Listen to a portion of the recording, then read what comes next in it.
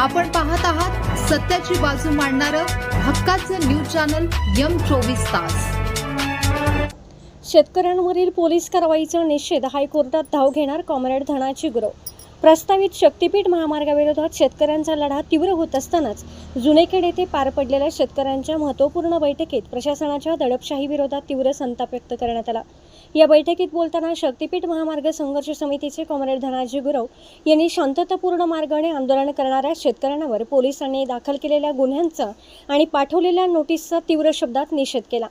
तसेच या खोट्या केसेस विरोधात हायकोर्टात आव्हान देणार असल्याचा महत्त्वपूर्ण निर्णय संघर्ष समितीच्या वतीने जाहीर करण्यात आला। सुमारे 2 महिन्यांपूर्वी बोरगाव ते येतवडे खुर्द दरम्यान शेतकऱ्यांनी छत्रपती संभाजी महाराज यांना अभिवादन करण्यासाठी एक मोठी सायकल रॅली काढली होती। कॉम्रेड गुरव यांनी सांगितले की ही रॅली अत्यंत शांततेत पार पडली होती। यामुळे कुठेही वाहतुकीला अडथळा निर्माण झाला नाही, कोणाची तक्रार नव्हती की कोणत्याही वाहनाचा अपघात झाला नाही। असे असतानाही सांगली जिल्ह्याच्या पोलीस अधीक्षकांनी वरून आलेल्या दबावाखाली आमच्या निष्पाप शेतकऱ्यांवर खोटे गुन्हे दाखल केले असून त्यांना नोटिसा बजावल्या आहेत।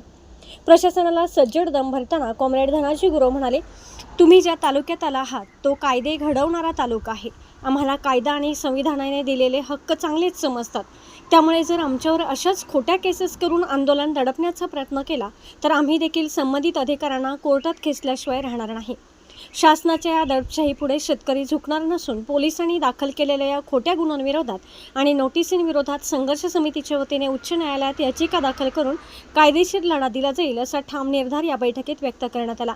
या बैठकीला जुनेखेड परिसरातील आणि शक्तीपीठ महामार्ग बाधित क्षेत्रातील शेतकरी मोठ्या संख्येने उपस्थित होते। शेतकऱ्यांचा राजा, कुणबी कुरवाड्यांचा राजा छत्रपती संभाजी महाराज यांना अभिवादन करण्यासाठी म्हणून शेतकऱ्यांनी रॅली काढली। ती रॅली शांततेने पार पडली, कुठेही अडथळा आला नाही, कोणी तक्रार केली नाही। मोटरसायकल असेल, वाहन असेल, एकमेकाला धडकलं सुद्धा नाही। असं असताना या जिल्ह्यांच्या एसपीनी दबाव आणून आमच्या शेतकऱ्यांच्यावर खोट्या केसेस केल्या। आम्हाला एवढंच सांगायचं आहे की कायदे घडवणाऱ्या तालुक्यामध्ये तुम्ही आलेले आहात। कायदे कसे पाळायचे हे तुम्ही आम्हाला सांगायची गरज नाही। आम्हालाही कायदा कळतो, आम्हालाही संविधानानं हक्क दिलेले आहेत आणि ते आम्ही हक्कानं लढून मिळवलेले आहेत। त्यामुळे तुम्ही आमच्यावर जर खोट्या केसेस करणार असला तर आम्ही सुद्धा तुम्हाला कोर्टात खेचल्याशिवाय राहणार नाही। म्हणून आम्ही ही जी आता आमच्या शेतकऱ्यांच्यावर खोटी केस झालेली आहे ते आम्ही हायकोर्टात चॅलेंज करायचा निर्णय समितीच्या वतीने घेतलेला।